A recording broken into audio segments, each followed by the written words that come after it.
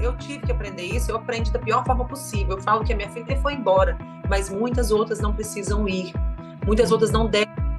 A doença mental cresceu e ela vai crescer cada vez mais e nós temos que combatê-la. Não vai ter jeito, a gente vai ter que falar. A gente que perde filho vai ter que parar, tirar a poeira de debaixo do tapete e entrar em ação. Eu acho que a única forma de mudar é conversar, é explicar, é falar, é dar voz para as pessoas que sofrem com essa tudo Isso. Muitas vezes a gente se sente tão vulnerável quando a gente recebe alguém que relata, né, estar com pensamentos suicidas, com pensamentos de morte, e aquilo aflige o nosso coração de forma que, será que eu vou dar conta disso? Né? Será que eu vou conseguir ajudar essa pessoa a sair desse lugar e a encontrar um sentido para a vida? Depressão não tem cara. Às vezes essa questão é uma compensação, ter que mostrar para fora que está bem para compensar a tristeza. E a depressão, assim, ela pode entrar em remissão, mas ela pode retornar, como você pode controlar uma diabetes, você pode controlar um câncer. Você faz uma cirurgia, você faz uma quimioterapia, mas você tem que ter um acompanhamento. Porque naquele momento... Gente, eu sou uma pessoa de conhecimento, tenho ali um estudo, mas na hora que eu recebi a informação, eu já entrei em negação, porque isso acontece com todos nós, né? E por isso a importância do falar, porque o falar, ele também vai ajudando a conscientizar e aprender a lidar com essa notícia, porque... Olá, pessoal, bom dia a todos. Estamos aqui hoje, né, com uma convidada muito especial, que é a Cristina Grobério. Cristina Grobério, para falar de um tema não confortável, porque se não é um tema confortável de se falar, mas a gente entende que é um tema importante. Então, nós, do Panorama Psi, né, convidamos a Cristina para estar aqui conosco hoje, né, que é o nosso segundo podcast, falando sobre um tema tão importante, tão pertinente, que é a prevenção aí ao suicídio. Então, Cristina, nós vamos te dar a palavra para você se apresentar, mas antes disso nós queremos apresentar, né, para você aqui. Nós estamos com a Michele Lugon, que ela é psicóloga, com a Leslie Guasti, também psicóloga, e eu, Andréa Casale, também psicóloga, tá? Então, nós gostaríamos de te agradecer desde já, né, pela colaboração, por ter aceito esse convite, né, de vir falar um pouquinho para a gente da sua história, né, e do último acontecimento aí que com certeza foi marcante na sua vida, que é relacionado ao suicídio da sua filha, tá? Então, seja muito bem-vinda e fique à vontade para se apresentar para a gente, para falar um pouquinho sobre quem é, né, a Cristina, contar um pouco da sua história, e em especial a história da sua filha Yasmin. Bom? Obrigada pelo convite, então, do trio aí, né? E eu queria, antes de tudo, começar aqui agradecendo a Leslie, que foi uma pessoa muito importante na minha vida. Eu falo assim que Deus coloca anjos, Leslie, você foi um grande anjo na minha vida, porque quando aconteceu o suicídio da minha filha, a Mariana, minha filha mais velha, era responsável, que estava no local. Ela tinha 17 anos, mas já tem uma vivência de morar sozinha e tudo, é uma menor emancipada. Mas na hora o conselho tutelar chegou e tinha muitas coisas para resolver, a minha família estava fora e a Leslie foi lá e resolveu tudo para a gente. Foi durante a noite, no momento próprio. E ela foi assim um anjo na nossa vida, na minha vida, na vida da Mariana, na vida da Ana Cláudia. E eu só queria, assim, em primeiro lugar, agradecer a Leslie por ter ido lá, por ter estado lá no momento mais difícil da nossa vida, sem dúvida. Falar também que pode ser que eu chore, porque eu ainda estou num luto muito cru ainda, né? Vai fazer 5 meses que eu perdi a Yasmin. Então, sobre mim, eu tenho 43 anos, sou empresária, moro em Governador Valadares, Minas Gerais. Sou casada há 20 anos com o Sandro, nós temos 2 filhas, a Mariana, de 18, e a Yasmin, que agora com 15 anos nos deixou por um suicídio.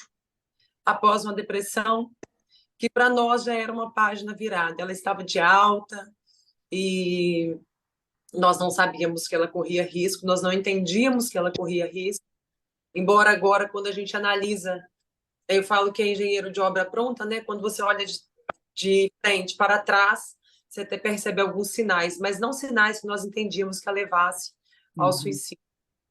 Desde então, eu tenho encontrado significado para a minha luta, para a minha vida. É claro que existem outros significados, como a minha filha, o meu esposo, a minha família que eu amo, mas para não deixar a Yasmin ir em vão, porque eu acho que ela não passou por aqui em vão, eu tenho falado sobre suicídio, sobre depressão, porque eu tenho sido muito buscada desde o dia que minha filha partiu.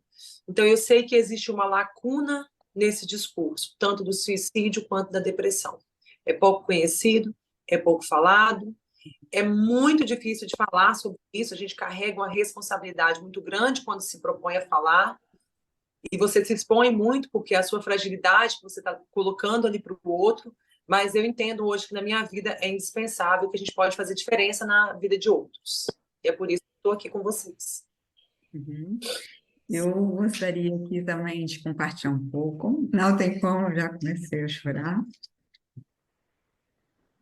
Porque, em especial, eu que agradeço poder fazer parte, né?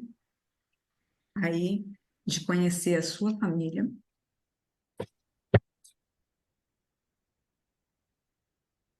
Ô, Leslie, eu falo que se o suicídio aconteceu na família como a minha, é muito difícil não acontecer mesmo em outras, porque nossa família cuida tanto dos nossos jovens, a gente é tão unido, né?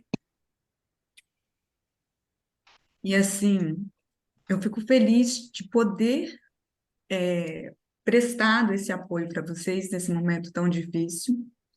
Por mais que, assim, não tinha tanto contato com a Yasmin, mas eu conheço a história dela desde quando ela nasceu, né?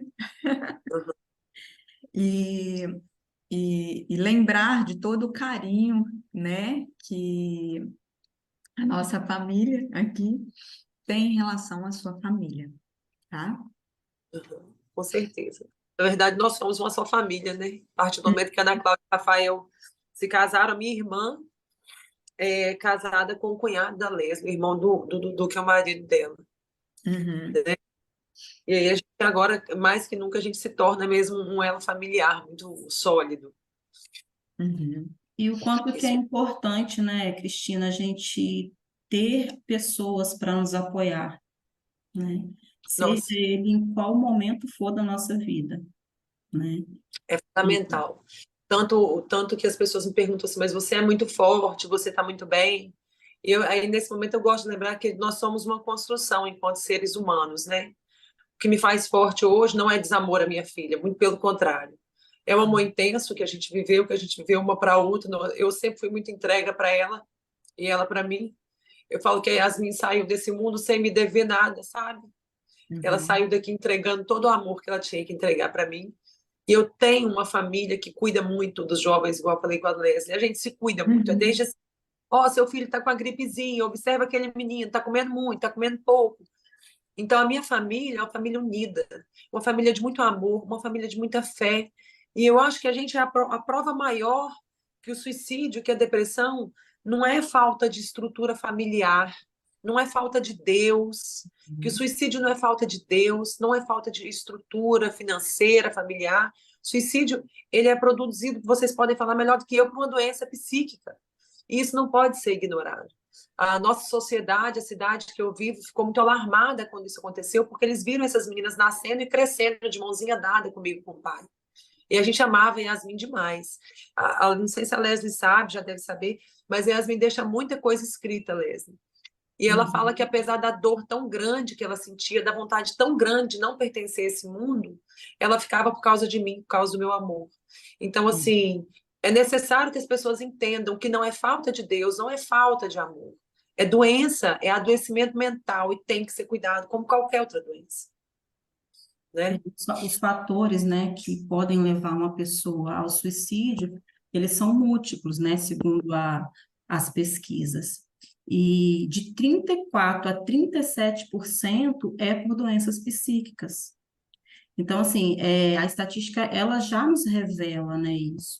Então, assim, não existe um único fator, não é uma única coisa, mas são múltiplos. Só que o que está mais gritante, né, para essa dentro dessa estatística são as doenças psíquicas. Então, elas precisam sim ser olhadas, elas precisam sim, né, ser evidenciadas e tratadas, para que a gente possa buscar, de alguma forma, tentar evitar isso. E aí, Sim. Cris, a gente gostaria assim de ouvir um pouquinho de você contando para a gente, né, como que foi a sua trajetória com a sua filha, né, desde quando ela nasceu, desde quando vocês descobriram que ela tinha essa questão emocional, né, essa doença, né, que é a depressão, que também não vem só de questões externas, mas vem também de questões internas, né, e N fatores. Então, fala um pouquinho para a gente sobre isso. Tá, então só fechando a fala anterior, o que eu disse sobre a depressão é o que eu digo sobre outras doenças. É que assim, a depressão, assim como qualquer outra doença, se ela for tratada com a família estruturada e com apoio financeiro e tudo mais, ela vai ser melhor, é claro. Mas não é isso que causa, né, a depressão e o suicídio. Mas vamos lá. Como eu te disse, Yasmin é minha caçula. Quando a Mariana tinha 2 anos e 9 meses, ela nasceu. Um bebê lindo, desejado, amado. Nasceu saudável, porém, uma questão também que a gente tem pensado é que ela nasceu com a fontanela fechada, sem moleira, sabe? Uhum. Mas aí a gente fez acompanhamento, não precisou fazer cirurgia, não foi cirúrgico, a gente viu que tinha umas aberturas cranianas atrás, que permitisse o crânio crescer e o desenvolvimento cerebral. E aí, assim, Yasmin foi crescendo. Depois que ela faleceu, depois da partida dela, eu comecei a me lembrar de muitas coisas e talvez encaixar no quadro depressivo que ela já tinha.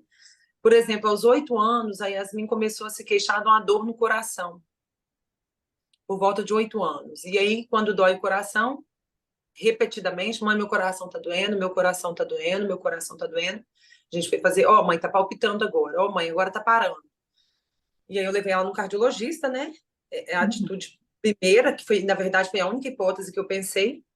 E aí levei no cardiologista, o cardiologista falou, ó, não tem nada, coraçãozinho perfeito, fizemos eletro, fizemos ressonância, fizemos, sei lá, um monte de exame, não me lembro bem, e não tinha nada naquele coraçãozinho. Ele até falou assim, ou a criança nasce com problema, ou é um desenvolvimento que não é comum e tal e tal. Então tá, então a gente foi ao cardiologista, existiu uma dor no peito, essa dor do peito não foi solucionada, e depois existia uma falta de ar, uma dificuldade nessa região, uma dor nessa região do peito. Aí também a gente pensou que podia ser alguma coisa de refluxo, né? Que ela tinha mesmo uma voz rouquinha, e a gente levou no gastro e fizemos um tratamento de refluxo. Acabou o tratamento de refluxo, ela falou, mãe, o tratamento acabou, mas eu continuo com esse engasgo aqui, eu continuo com essa dificuldade. E a gente fala, vai passar, isso é coisa de criança para chamar atenção. E aí eu falei com o gastro, ó, ela falou, continua com a dificuldade. Ele falou, mas o tratamento foi feito, não tem nada mais que eu possa fazer. E assim ela foi crescendo. E aí, uma criança feliz, uma criança sempre estressadinha. Yasmin, a gente não pode dizer que ela tinha um gênio fácil, não. Ela era um gênio difícil. Desde pequena, muito imbativa, as respostas sempre duras e na ponta da língua, quando não queria, não queria mesmo.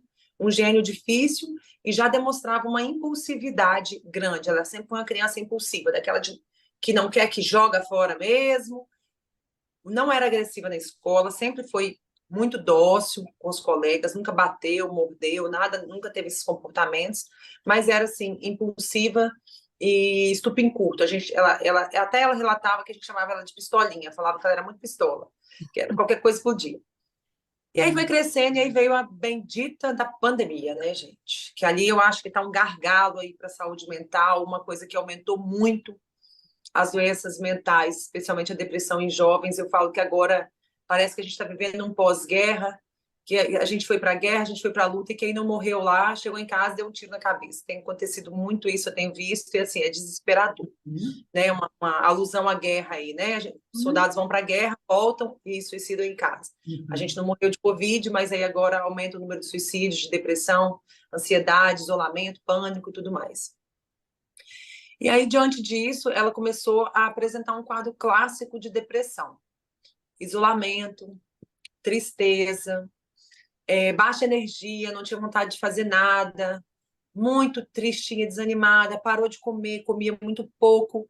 E aí foi muito tranquilo a gente, enquanto família, ver isso, porque tava óbvio. E a gente é atento. Levamos ela para o psicólogo e o psicólogo indicou o psiquiatra. Quando a psicóloga dela indicou o psiquiatra, eu fui a primeira a resistir. Eu não vou levar minha filha no psiquiatra. Vai tomar remédio, vai dopar minha filha.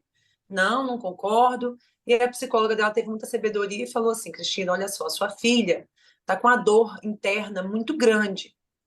A nossa intenção de medicá-la é para diminuir essa dor interna dela. Vai fazer bem para ela. E você vai levá-la para uma avaliação psiquiátrica. Pode ser que ele nem ache necessário. E a gente foi para essa avaliação, então eu concordei. E o médico passou uma medicação para ela, e ela começou a fazer uso da medicação. E um dia ela queixou comigo: mãe, não passa, essa dor não passa, essa angústia não passa, é muito ruim sentir isso. Eu lembro que foi exatamente aqui onde a gente estava, tem um sofazinho ali, ó. Uhum. E aí eu falei com ela assim: vem aqui no meu colo, dei colo para ela, falei que ia passar, que eu estava junto com ela, que ia dar tudo certo. Eu sempre fui muito positiva. E agora eu acho até que, que esse positivismo todo, né, de certa forma contribui para o fim, mas a gente não age com o que a gente pode, né, com o que a gente tem no momento. Eu fui positiva, passei essa positividade para ela de que ia passar e sempre perguntava: como é que você tá, filha? Tá passando? Lá atrás, quando ela tinha 13 anos, em um dia ela fala comigo: ai, mãe, eu falo: filha, você tem vontade de morrer? Ai, mãe, às vezes eu penso assim, é muito ruim viver assim. Eu, não, que isso? Só que nem naquele momento eu levei tanto a sério. Apesar de que naquele momento, lá atrás, com 13 anos, e ela partiu com 15, lá atrás nós não a deixávamos sozinha, a gente tomava esse tipo de cuidado. Sempre entregamos o comprimido na mão, um a um. E aí, um dia, eu vi que ela não engoliu o comprimido, é sempre bom ficar atento. Falei: por que você engole o comprimido? E as minhas, não, tá, é porque eu vou escovar dente. Falei: não, engole o comprimido. Porque eu já ouvi relatos de que eles guardam os comprimidos para tomar todos juntos depois. Ela até me contou que uma coleguinha dela fez isso.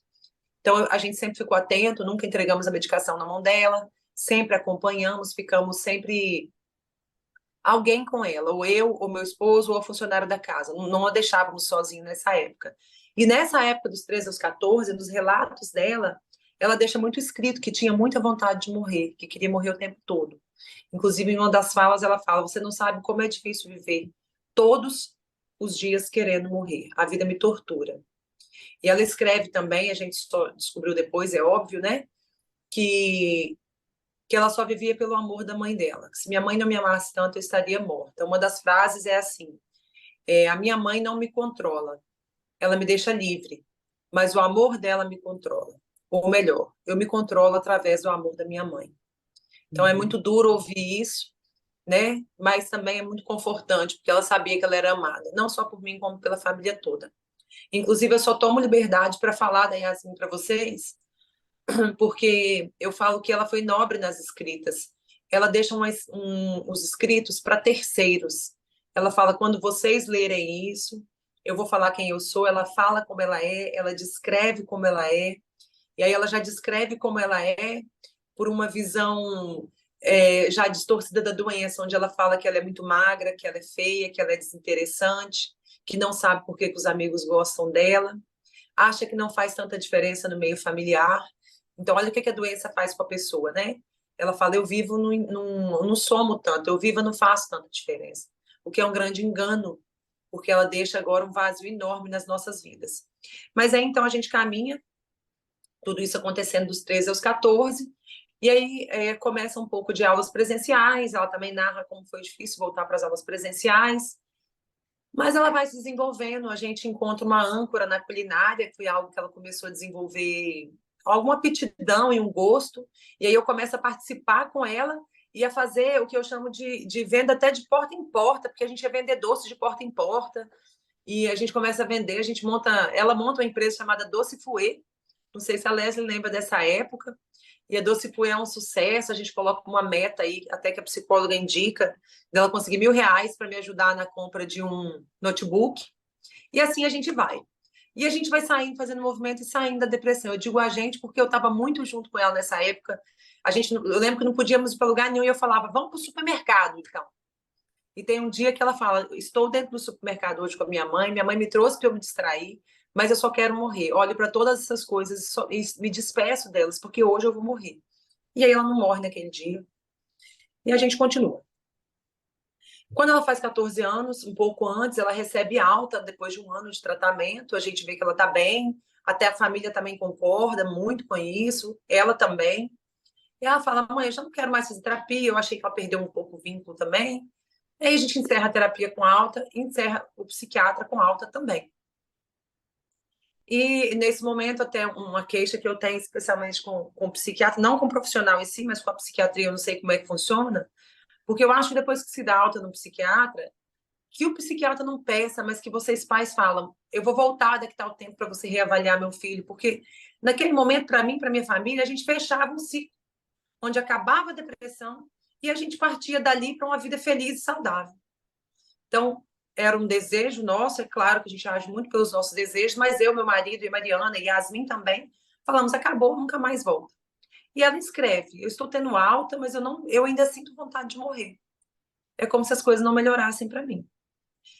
E aí ela fala também das autolesões que acontecem nessa época, ela fala sobre os dias que ela se lesiona, sobre o quão aquilo pode, de certa forma, aliviar, sobre o quão aquilo é importante que não aconteça para mim.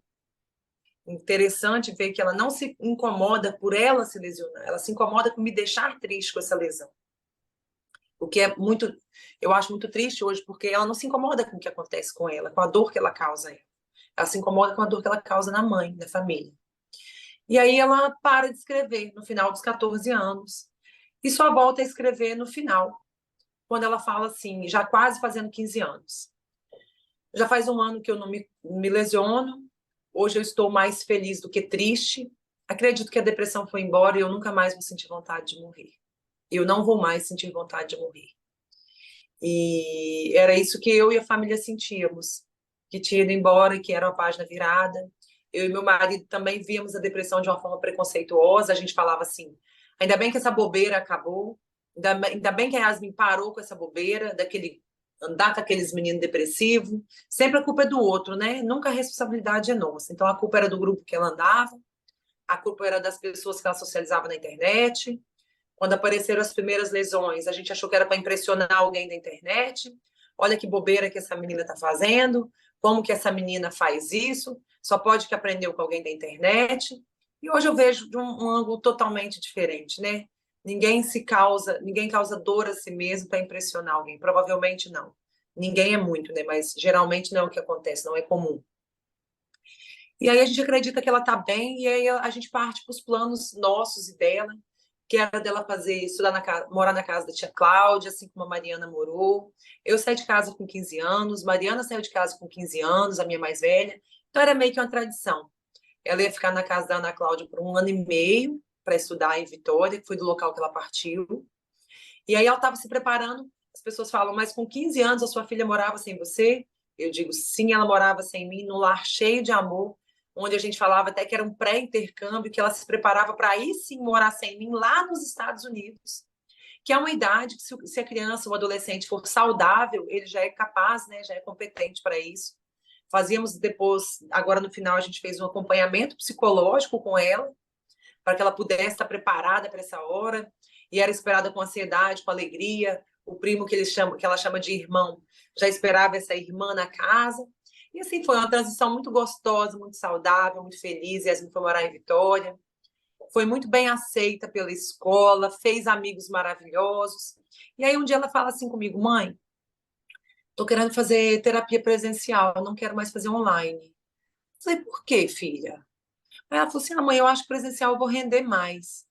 Aí eu falei assim: mas você acha que tem uma coisa a ver com a depressão? Você acha que a depressão pode estar voltando? Aí ela falou: não, mãe, tem nada a ver com depressão, não. Só que eu acho que presencial eu vou render mais.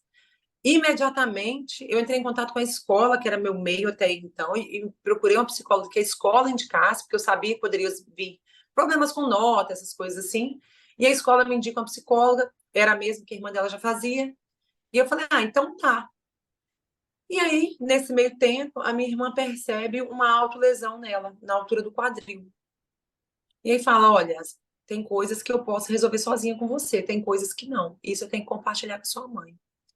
Ela entra em desespero, porque ela não quer que me fale, que ela não quer me deixar triste, não quer que eu pare de confiar nela.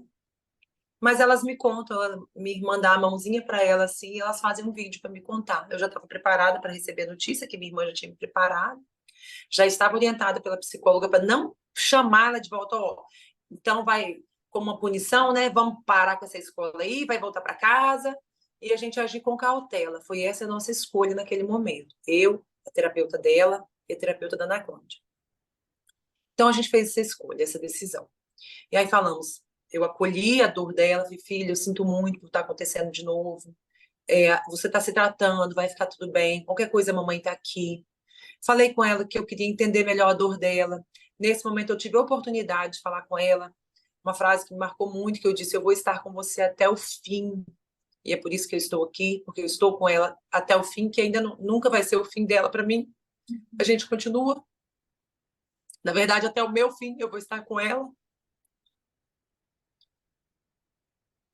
E aí eu falei com ela que eu estaria com ela em todas as escolhas, em todas as decisões. Tive a liberdade de falar que eu estaria com ela em qualquer decisão, inclusive nas decisões sexuais, porque a gente não sabe que os adolescentes estão muito vulneráveis a tudo isso. Eu não sabia qual a dúvida que morava na cabecinha dela. Nas decisões profissionais, nas decisões de escola, que eu estaria com ela em todas as decisões, assim como eu estou. E a gente tem essa conversa e um dia eu entro em contato. A Yasmin partiu na quarta-feira, dia 12.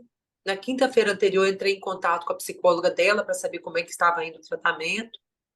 E falei com a psicóloga dela que eu iria fazer uma viagem, ela acha que estaria tudo bem, que ela me desse opinião. Elas tinham um pouco tempo de vínculo, a psicóloga fala, olha, a Yasmin é uma criança, foi o olhar da psicóloga no momento, né, que apresenta uma angústia existencial, a gente sabe que tem coisa a ser tratada.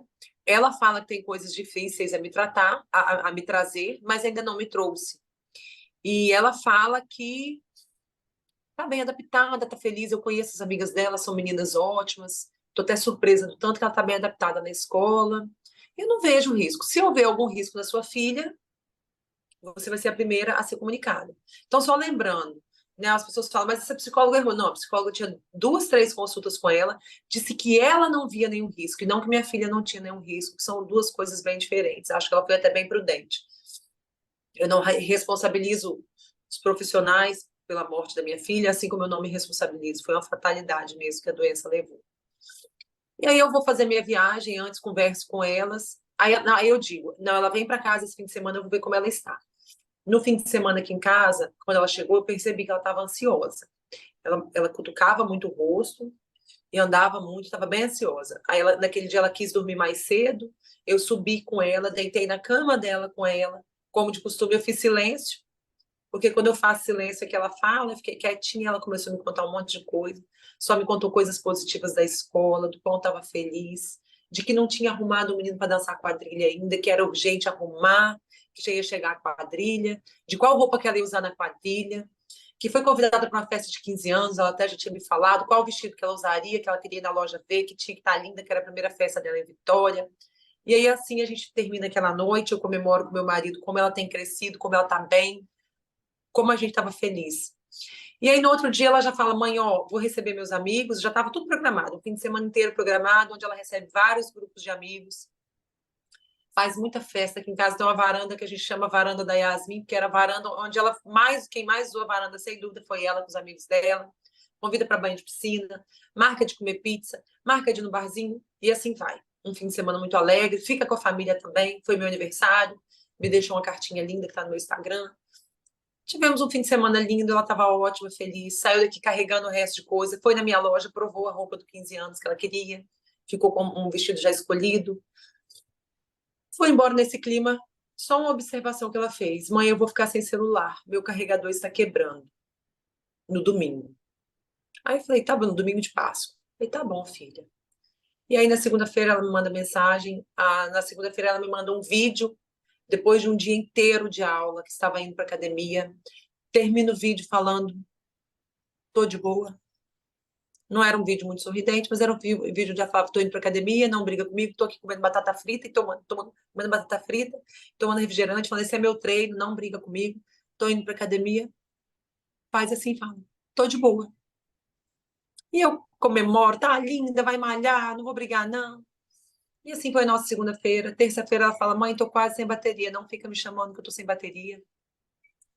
E na terça-feira à noite ela definitivamente fala, mãe, amanhã não vai ter como eu falar com você, meu carregador acabou de quebrar. Depois a gente viu que ela falou isso com os melhores amigos também. Não me chamem que eu vou estar sem celular amanhã. E assim foi. Ela ficou o dia todo com o celular desligado no dia da partida dela, na quarta-feira. Eu viajei. Antes de eu viajar, comprei o carregador, deixei em cima da caminha dela. Fui fazer minha viagem. E foi nessa viagem que minha família inteira se reuniu, os adultos, que a gente recebe essa notícia que parte o nosso coração, que nos destrói, né? Que a nossa filha tinha partido por um suicídio. E aí que entra a Leslie, que foi lá e resolveu tudo, tirou a minha filha mais velha daquela agonia, daquela situação. E aí acontece um momento em que eu e meu marido olhamos um para o outro, nossa família se entreolha e fala que a nossa vida acabou. Porque sem a nossa filha, não tem como continuar. Eu olhei para meu marido e falei, você sabe que a nossa vida acabou, né? Ele falou, a nossa vida acabou, tudo bem. Primeira vontade que a gente tem é de sumir mesmo. Não tem coragem de olhar para frente e enfrentar que você tem uma filha que fez o suicídio, que não está mais com você. Você pergunta para as pessoas se têm certeza foi isso mesmo que aconteceu, porque não pode, né? A minha filha não pode ter feito isso. Não a minha. Não a minha. A filha do outro você até entende, né? Mas a minha não.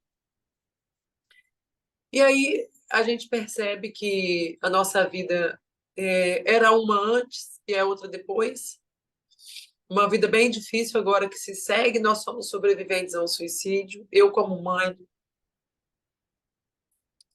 tento lidar com essa realidade todo dia.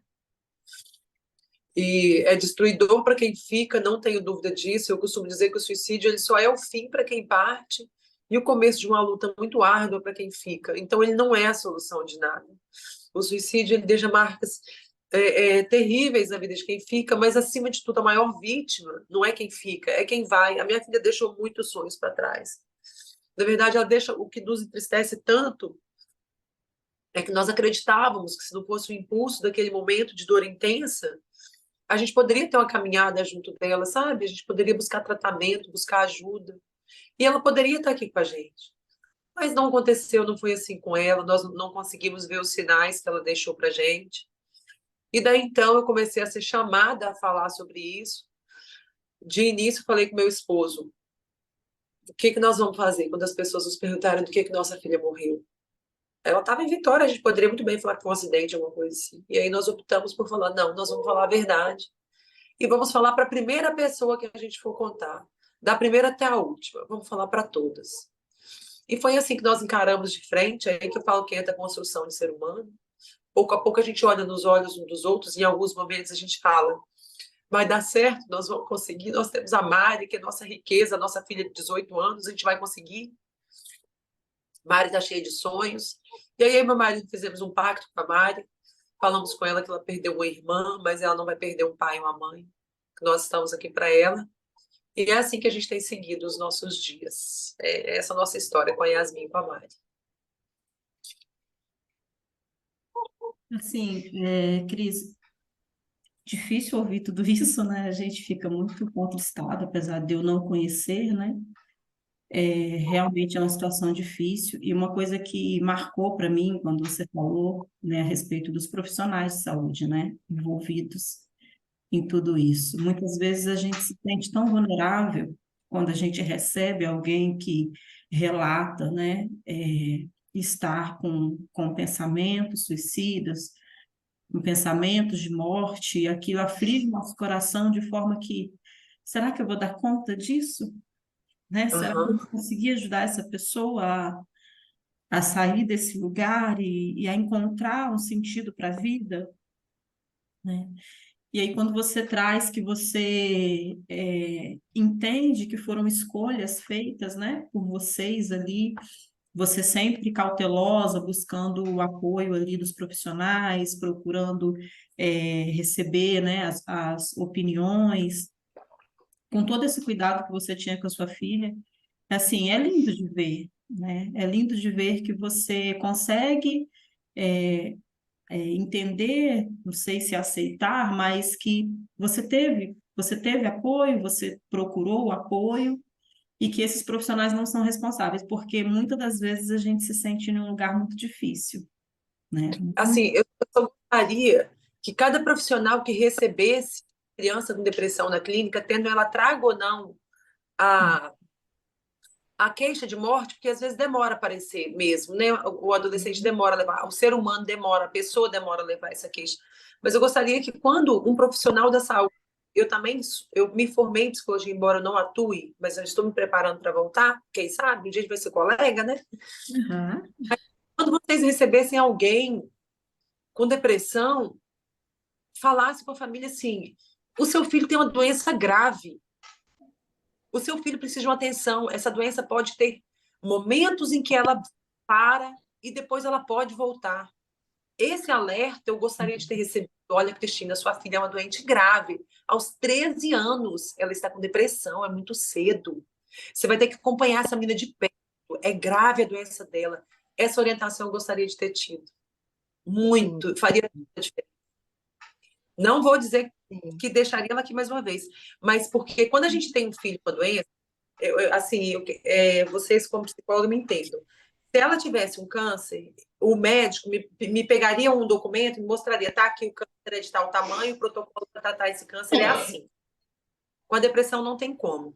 E quando que eu senti isso? Eu senti isso quando eu falo com alguma mãe, por exemplo, dá um exemplo para vocês, na minha rede social, eu conversei com uma criança e achei importante chamar a mãe dela para falar que essa criança tinha vontade de morrer. Imediatamente a mãe falou comigo assim: tem não, isso é bobagem. É porque ela falou isso, sabe por quê? Porque ela ficou comovida com o que aconteceu com a Yasmin. Não vai acontecer nada com ela, não. Ela é tímida mesmo, ela sempre foi assim. A gente, como. Eu não culpo essa mãe. Que a gente, Uhum. como pai e mãe, se você não mostra pra gente um documento que seu filho está doente, você também não vai querer aceitar. Então, o psicólogo da área da saúde mental, ele vai ter que ser mais firme e falar assim: está doente e é grave. É grave. Sim. Porque se vocês não falarem isso, eles vão fazer igual eu fiz. Que, gente, já passou, ó, tenho certeza. Quando eu colocar a Yasmin para estudar fora, gente, essa menina não vai apresentar mais nada, porque a água bate na bunda, aprende a nadar, e ela não tem nada. A gente vai com esse intuito porque a gente ama, porque a gente quer que eles não tenham nada mesmo. E não é uma doença visível no papel. Então, se não te mostram, se não te provam, como é que vai fazer isso com a saúde mental? Então, que vocês digam, olha, é uma doença grave. Pode voltar. Tomara que não volte, mas tem que ficar de olho. Tá Uhum. levando vidas. E uma Espero que coisa não que leve, você a gente traz, vai cuidar. Cris, Sério. posso... Ô, Cris, rapidinho. Isso é muito importante que você fala, porque, assim, tem muitas vezes, por mais que a gente coloque também no papel, como é um transtorno subjetivo, Uhum. tem gente que precisa de algo factual ali, né? Palpável para acreditar. E é muito importante também quando primeiro, trazer não só da depressão, da ansiedade, da síndrome do pânico e todos os outros transtornos mentais, para tirar esses estigmas em cima, que existem ainda, que a sociedade ainda tem muito estigma e preconceito em relação ao transtorno. Não quero que meu filho esteja estereotipado com teve esse depressão, rótulo, né? e o preconceito também, que é a questão do drama, da falta de Deus. E uma coisa muito importante que eu notei aqui, que você trouxe, e a gente vê muito, tem visto muito isso, é a questão que a depressão não tem cara. A Não depressão tem. não tem cara. As pessoas têm que saber que, porque eu já li comentários assim de pessoas que, logicamente, fica mais exposto quem é famoso, né? Tem uma Não. visibilidade maior. Nossa, mas ela postava tão feliz, fazendo exercício físico, fazendo isso, estava tão cheia de projetos, ela postava sempre sorridente, dançando. Depressão não tem cara. Às vezes, essa questão é uma compensação, ter que mostrar para fora que está bem, para compensar a tristeza. E a depressão, assim, ela pode entrar em remissão, mas ela pode retornar, como você pode controlar uma diabetes, você pode controlar um câncer. Você faz uma cirurgia, você faz uma quimioterapia, mas você tem que ter um acompanhamento, porque É isso. naquele momento o câncer está em remissão, mas ele pode voltar. não impede de voltar. E a depressão, em questões de estudo mesmo, pelo menos é o que a gente estuda na faculdade em psicopatologia, tem um período de remissão, mas pode ter um período de retorno. Não é Essa tipo informação assim, acho que faria curou, diferença. acabou. É. Depressão não tem cura, de fato. Tem tratamento, mas não tem cura. Não tem uma coisa que você tome e fale, nunca mais vou ter. Não tem. É difícil aceitar isso. É E difícil a como gente compreender. da família para o doente, né? Eu não Sim, tinha essa. No dia, sim. Leslie, que a Cláudia falou comigo do, das lesões, a Ana Cláudia, minha irmã, sabe, a Leslie sabe que ela é um Google, né? E aí ela falou assim, Uhum. ô Cris, você sabe que depressão pode voltar, né? Aí eu falei, você tá doido de falar um negócio desse perto da menina? O que você tá querendo dizer, Cláudia? Que minha filha vai ter depressão de novo? Isso não é coisa que fala, não. O que você tá colocando na cabeça dessa menina? E nessa hora a ligação caiu. E a Ana Cláudia me liga de novo e me fala assim, Cris, desculpa, eu não quis te dizer isso. Olha só, gente, eu sou uma pessoa que me sinto super informada, eu não sou uma pessoa leiga. É Sabe? Eu acho assim, difícil aceitar, né? é difícil aceitar. Eu acho que se hoje alguma coisa eu tivesse que pedir perdão para minha filha, seria perdão por eu não ter entendido, por eu não ter visto como isso era. Perdão por eu não ter entendido a sua doença. Porque é difícil, a gente não quer porque a gente é mãe. E a gente entende porque a gente não tem sabedoria. É por isso que eu tenho necessidade de falar, que as pessoas entendam que essa doença é séria. Gente, ontem, olha a pergunta que uma menina me fez. Ela falou assim, Cris, como eu faço quando o meu psiquiatra fala que eu tô doente e a minha família não aceita? Como que fica? E aí você fala, procure algumas âncoras, alguém vai te entender, alguém vai te ouvir, psicólogo, psiquiatra, os amigos. Então, assim, existem situações que o doente fica muito sozinho. E é muito grave, é muito difícil falar mesmo, né? Sim, sim. E essa Eu acho que automutilação, pode falar. a automutilação eu entendo hoje como um sintoma grave. Sim, a Uhum. compensação da dor, porque a dor emocional é muito grande. Às vezes a pessoa se automutila para poder compensar a dor, parar de sentir a dor emocional e sentir uma dor física, porque a dor física depois você consegue, né, Pois é, passar um mas remédio. isso não pode ser normalizado. Não. Eu Não, normal ver uma pessoa mutilada, lesionada e falar assim, ah, tadinha, tá com depressão. Não, você tem que falar, nossa, eu sinto muito por você estar com depressão. Tô vendo que você tá com essa lesão. Você quer conversar? O pai e a mãe. Eu lembro que teve época que a orientação da psicóloga para mim era assim: finge que não vê. Como que eu vou fingir que não tô vendo? Que minha filha tá lesionada, que ela faz isso para te manipular, para chamar sua atenção. Como que eu vou fingir que não tô vendo? E aí eu falava, filha, o que está acontecendo? Isso tem que parar. Mas eu só sabia orientá-la para que ela parasse. Isso Uhum. tem que parar. Ela falou, mãe, você sabe que não é fácil assim. Mas na minha cabeça, era fácil sim, é só parar, ué. Não é uma coisa que ela faz com ela. Então é só parar. Mas não é, gente. O buraco é mais embaixo. E eu tive que aprender isso, eu aprendi da pior forma possível. Eu falo que a minha filha foi embora, mas muitas outras não precisam ir. Muitas outras Uhum. não devem. A doença mental cresceu e ela vai crescer cada vez mais. E nós temos que combatê-la. Não vai ter jeito. A gente vai ter que falar. A gente que perde filho vai ter que parar, tirar a poeira de debaixo do tapete e entrar em ação. Eu acho que a única forma de mudar é conversar, é explicar, é falar, é dar voz para as pessoas que sofrem com essa doença. sim. E bacana você falando isso, Cris. Oi? E bacana você falando isso, porque a gente vem ali de um histórico que é proibido falar, não, e a gente precisa falar, porque se a gente não fala, a gente não tem a conscientização. E olha o exemplo que você traz, né? Que eu achei muito bacana você trazer isso. Gente, eu sou uma pessoa de conhecimento, tem ali um estudo, mas na hora que eu recebi a informação, eu já entrei em negação, porque isso acontece com todos nós, né? Por isso a importância do falar, porque o falar, ele também vai ajudando a conscientizar e aprender a lidar com essa notícia. Porque quando a gente vai tendo esse conhecimento, a gente vai tendo essa visão, como você falou, na vida do outro.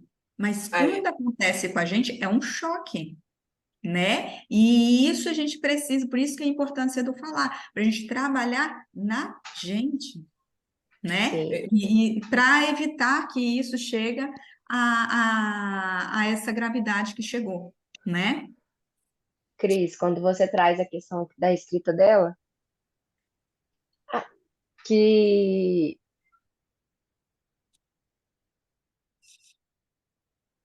Acho que a Michelle caiu. Ah, voltou? voltou, Voltou. Voltou? voltou. Vocês estão me ouvindo? Sim, Sim. Aham, sim. É porque eu não estou ouvindo vocês, peraí. tô Ai, te meu Deus. ouvindo. Ó, Oi, agora Aham. consegue ouvir? Sim, sim. estou ouvindo. Gente, eu não estou ouvindo, ai meu Deus do céu. Uma hora. Onde que eu Oi? mexo aqui para ouvir vocês, gente? Eu tô te Pronto, ouvindo. deixa eu. Ah, pronto. Tirar o fone. Aqui eu dei Aham, uma respirada. A escrita dela, quando fala da dor, da angústia, vou respirar aqui, né? aham, E eu já tive depressão quando era mais nova. Eu já tentei suicídio. Eu não sou de falar isso para as pessoas. Estou aqui expondo no podcast. E eu ouvi que era drama. uhum, Calma, gente. E não é fácil, porque você falou, quando tem apoio já é difícil. Imagina quando você não tem apoio, né? Tive apoio, mas não tanto. Não, da minha família, mas nem todo mundo da minha família entendia. E eu já uhum, ouvi muito, é drama, quer chamar atenção, tá aham. fazendo isso para chamar atenção, tudo mais. Mas é uma dor, uma angústia, né, inexplicável, sabe? Dá vontade de arrancar o coração de dentro, assim. Eu não queria, só não me suicidei, porque eu queria tirar minha vida. Uhum. Eu queria tirar a dor de dentro de mim. E aí passei a depressão e tal. Fiz acompanhamento medicamentoso, terapia. E depois de anos, quando meu pai faleceu, é, a dor voltou. Porque eu era muito apegada ao meu pai. Morava com ele. E, e aí foi que eu tentei tirar minha vida. Não minha vida. A dor que eu tava sentindo. Que era muito grande, eu não sabia lidar. Tomei um monte de remédio e tal. Enfim, graças a Deus, minha madrasta me deu muito apoio. Minha madrinha também. E eu consegui seguir em frente, né? Com o apoio delas, com tratamento também, né? Psiquiatra, psicológico. E consegui passar por isso com apoio de amigas, com apoio da minha madrasta, da minha madrinha. E não sou de me abrir assim, me expor, mas já que a gente está numa conscientização, tirar esse estigma também da gente de falar, tô triste, tô sofrendo. Não sou uma pessoa de ficar pedindo ajuda para os outros, isso também é ruim. De ficar me abrindo para os outros, isso também é ruim. Mas A gente- a gente tem que falar, a gente tem que, não, tô triste, tô sofrendo, tô precisando de ajuda, vou procurar ajuda, independente de qualquer coisa, porque eu não preciso ter vergonha disso. Não preciso ter vergonha de estar triste, não preciso ter vergonha de estar sofrendo, não preciso ter vergonha de pedir ajuda para o outro, de me abrir para o outro. A É, gente é isso que eu queria falar. e obrigada também por você ter falado. E é mais importante para quem, eu acho importante uma fala como a sua, porque ela traz esperança. O que eu falo para os meninos é o seguinte: vai passar essa fase difícil. Você vai conseguir se entender melhor, vai chegar à maturidade, até perceber quando acontece, eu falo, nossa, eu estou adoecendo, eu preciso de ajuda, você vai estar mais maduro, não toma nenhuma decisão precipitada. E, Michele, uma coisa que eu aprendi, uma frase que eu achava, não via tanto significado, e eu vejo muito, é, eu sinto muito. Eu sinto muito pela sua doença, eu sinto muito pelo que aconteceu com você. Quando eu vejo as pessoas falando isso hoje em dia, eu percebo o quão eu percebo o quão é importante fala, quando as pessoas falaram com a terapia, comigo, nossa, Cristina, eu sinto muito pelo que você está passando. Isso é muito importante de ser ouvido, né? E a outra coisa que eu entendi, que serve para vocês na clínica também, é que vocês têm que dar um jeito de dar uma cutucada nesses meninos. Porque é muito comum eles falarem, não vou falar com a minha psicóloga, porque ela vai contar para minha mãe vai ficar louca. O que minha mãe vai sentir falando que eu quero morrer? Minha mãe, eu tenho certeza, a Yasmin falou com a Mariana assim, no dia que ela teve a lesão, ela falou com a irmã mais velha, desabafou, chorou com a irmã mais velha e falou, só não queria que a mamãe ficasse sabendo, vamos resolver isso entre a gente, a mamãe não precisa saber. A Mari falou, precisa, menina. Ela falou assim, mas a mamãe não vai mais confiar em mim, a mamãe vai me mandar embora. Então, eles mesmos têm medo do que se passa com eles, das consequências dessa dor. E muitas vezes não sabem explicar essa dor. Como que eu vou explicar que tem uma dor tão grande dentro de mim que eu quero morrer, mesmo eu tendo a mãe perfeita, entre aspas, né? Uma boa mãe, um bom pai, uma família maravilhosa, situação financeira boa. Como é que eu vou te falar que tá ruim para mim, que eu não quero continuar? Não é confuso? Imagina isso na cabeça de uma criança de 14 anos.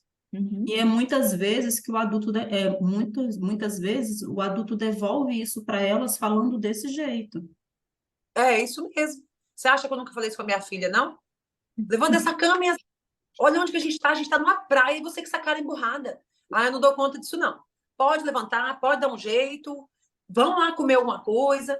A gente não entende. Eu falo, esses dias eu e meu marido conversando, teve um episódio justamente de praia, que ela falava com a gente, eu não quero ir, gente, eu não tô bem, eu não quero ir. A gente falava, quer sim, nós estamos aqui para ir na praia, vai pra praia todo mundo.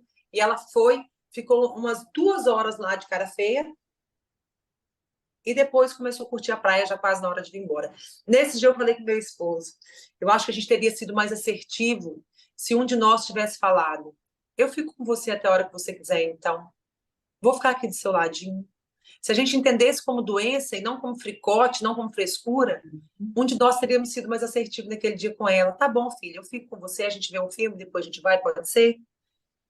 Mas era o conhecimento que a gente tinha. Eu tenho preocupação porque a primeira sensação que vem no coração da gente é de culpa. Quando você perde um filho por um suicídio, eu não sabia como que eu ia levantar minha cabeça para olhar na cara das pessoas, de tão péssimo que eu me senti. Com o tempo eu fui percebendo que existem sentimentos diferentes. Eu sou responsável pela minha filha. Assim como eu seria responsável se ela se formasse em medicina, assim como eu seria responsável se ela tivesse um grande sucesso na vida, assim como eu seria responsável se ela tivesse morrido de câncer, eu sou responsável porque ela morreu por um suicídio. Mas eu não tenho culpa. Eu dei o meu melhor com as armas que eu tinha, com o que eu sabia, e olha que eu procurei saber mais. Mas é muito difícil entender tudo. Então, se as pessoas viverem dessa forma, dando o seu máximo, eu acho que eles vão fazer uma coisa importante para si, quando acontece uma tragédia, ou quando não acontece, quando acontece a cura também. Eu acho que os pais têm que tentar entender melhor seus filhos, respeitar que as gerações mudaram, que nós somos diferentes, que eles não são como eu era na minha idade. As coisas mudaram. Agora eu estou com uma filha de 18 anos, quando eu tinha só sonho na minha cabeça e muita imaturidade, eu estou com uma filha agora de 18 anos, que presenciou bem de perto o suicídio da irmã, que traz uma história de traumas, que se pergunta todo dia como é que está a saúde mental dos pais, que é perguntada todo dia como é que você está. É diferente, eu não posso querer que essa adolescente seja como eu fui, porque a nossa história é diferente. Então a gente tem que aprender a respeitar isso. Sim. É importante você falar isso também, ô Cris, porque assim, para conscientizar quem fica, a questão da pós-venção, né? Porque realmente tem muito, principalmente quem é mãe e perde Nossa, filho, assim, fica procurando motivação, fica se sentindo culpado. Ah, mas se eu tivesse feito isso, o que que eu fiz de errado? Na onde que eu faltei? Não, de falar até para o outro, do julgamento do outro. Nossa, mas sua filha se suicida, né? Porque o outro também tem que se conscientizar de não ficar julgando as pessoas. Você não sabe o que se passa na cabeça das pessoas, na casa das pessoas, porque é muito fácil apontar o dedo. Muitas vezes vai guardando tanto para si, para si, para si, por medo do que o outro vai falar, ou por ter passado, ou por ter ouvido coisas absurdas, como eu sei que tem mães que ouvem coisas absurdas de gente próxima, principalmente, né? esse pensamento, a gente tem consciência que não tem culpa, mas vai e volta e você fala, e se, e se, e se. Isso não tem como. É tudo que eu queria hoje, Meu esposo falou assim que ele tem inveja hoje das pessoas que têm sonhos alcançáveis. Nós temos alguns sonhos alcançáveis, mas nosso maior sonho era sermos nós quatro de novo, que não vai ser possível. Então, a sociedade julgando, sinceramente, eu acho que é uma grande ignorância, mas eu sei que um dia eu já julguei também. Eu sei que eu já me questionei. O que é que acontecia naquela casa para aquele menino ter se matado? Eu sei que eu já falei isso. Não, não os julgo por isso, é apenas uma ignorância. É por isso que a gente tem que falar. Sim. Que é uma doença, trata-se de uma doença. E é uma visão muito difícil. Foi difícil levantar a cabeça. Foi difícil saber que eu poderia chegar nos lugares e ser quem eu sou. Ainda não consigo ir a todos os lugares que eu ia antes, vai fazer 5 meses. Não sei se voltarei a frequentar todos os lugares, ser a mesma pessoa, com certeza que não. Mas eu sou uma pessoa nova e de cabeça erguida também, assim como eu andei minha vida inteira. E eu sei que a Mimi, ela ficaria muito triste se eu me sentisse decepcionada com ela, envergonhada do ato dela. Porque eu falo com o Sandro assim, quando a gente começa a se questionar, e se ela não tivesse feito isso, se ela não tivesse feito, falo, Sandro, eu acho que se hoje a Yasmin pudesse voltar, ela falaria com a gente assim, poxa, pai, poxa, mãe, eu morri e vocês ainda não acham que é a doença? Não acredito, sabe? Seria muito injusto com ela também.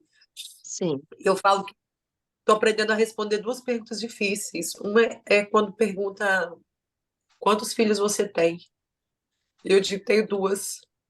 A Mariana de 18 e a Yasmin com 15 já foi para o céu. E as pessoas, a segunda pergunta difícil é como ela morreu. Ainda é uma pergunta bem difícil de responder. E eu respondo suicídio. E aí vem o segundo, quando a gente fala que uma filha foi para o céu, a pessoa fala, nossa. Quando a gente fala que foi suicídio, ela fala, nossa, de novo. Porque é um drama muito grande, é uma tragédia muito grande. E nós não estamos preparados para lidar com as tragédias. Mas é o que nós temos hoje, né? A gente vai seguindo assim. Sim.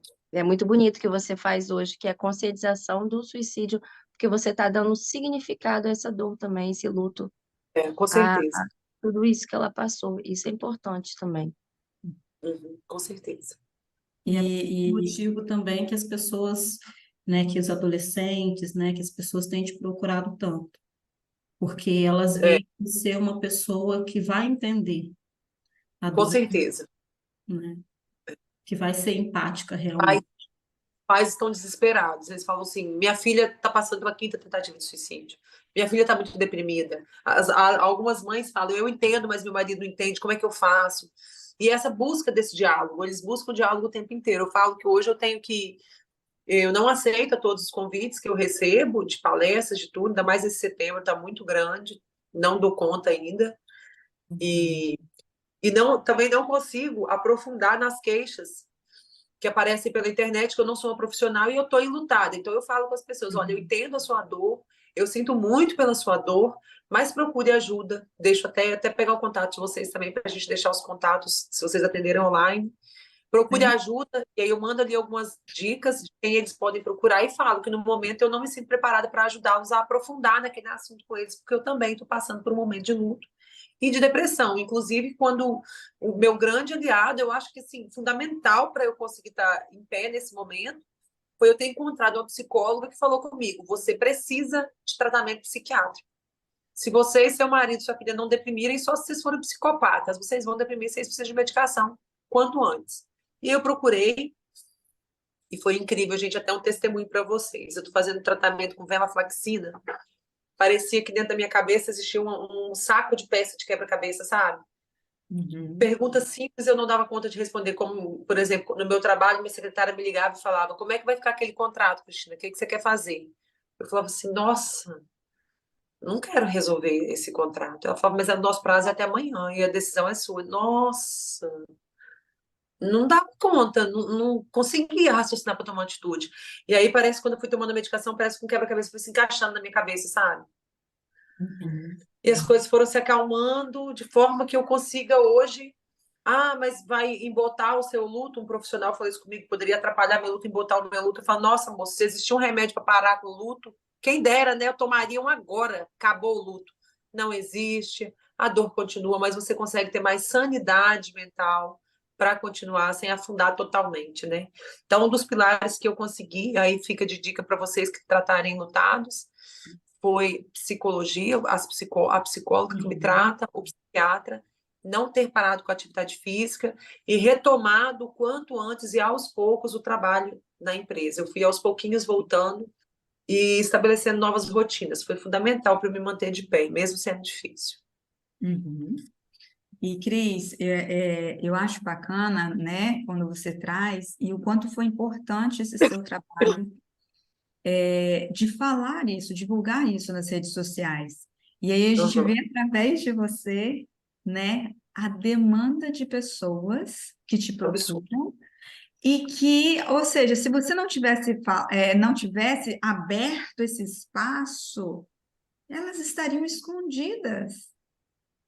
Elas não estariam conseguindo expor. Então, você vê que está sendo de um aspecto, você também está sendo ali um apoio onde está fazendo a fala de outras pessoas que têm o desejo de falar e não conseguem falar e acabam se reprimindo em virtude mesmo aí de várias questões, e uma delas o próprio preconceito, né? E isso mostra um dado importantíssimo, né? Do quanto temos pessoas que estão acometidas aí a doença mental e que precisam sim de ajudas e que querem ajuda, só que não estão sabendo pedir ou não tem espaço para poder pedir. E você não tem noção da quantidade de mães que falam assim: meu Deus, a minha filha estava doente, eu não sabia. Fui perguntar para ela e ela falou que está extremamente adoecida. Assim, inúmeras mães que não percebem, porque não percebem mesmo, porque a adolescência é fase de transição, e muitas filhas também falando: a minha mãe é doente e eu não olhava para ela desse ângulo. Porque não é só o filho que adoece, não é só a criança que adoece, a mãe adoece também. E aí a culpa, Leslie, ela é muito maior, porque a mãe fala: meu Deus, como eu estou doente com 2 crianças, 3 crianças para cuidar.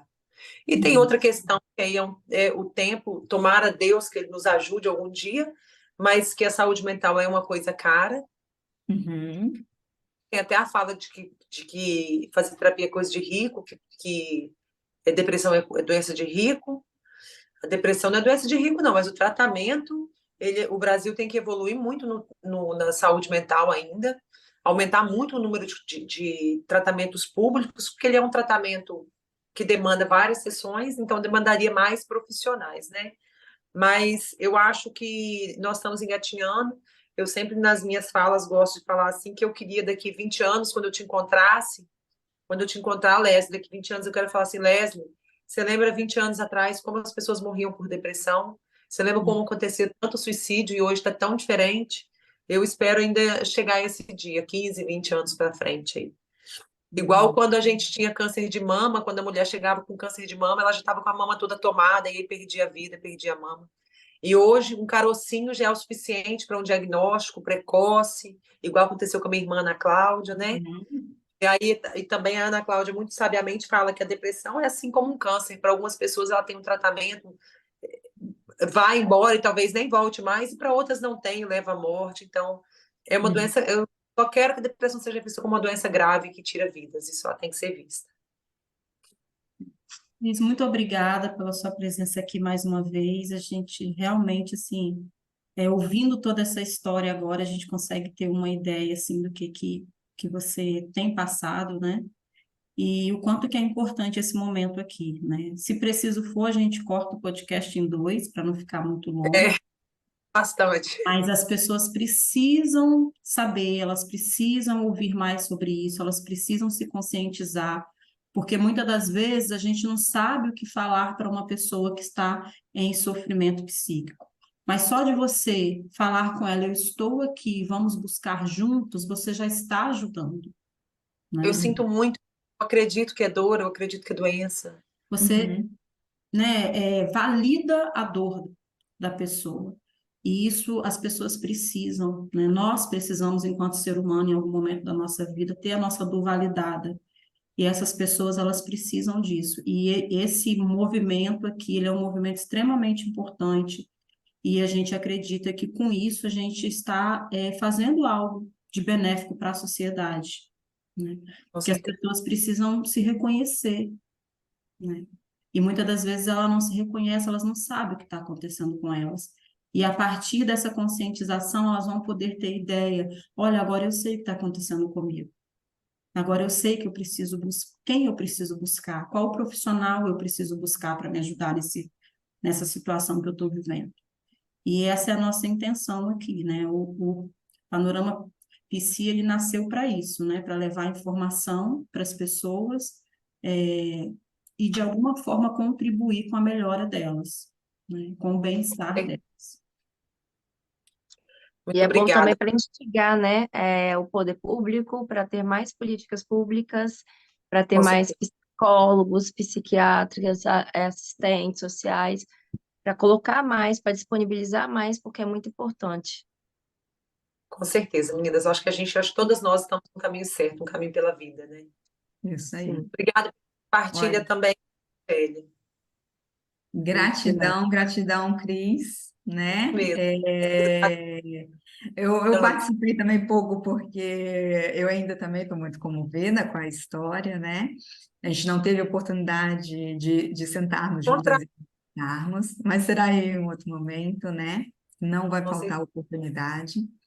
Mas gratidão por compartilhar aí a sua história e estamos com você. Obrigada, muito obrigada, meninas, pelo apoio. Juntos pela vida. Beijos. Isso mesmo. Beijos, tchau, tchau.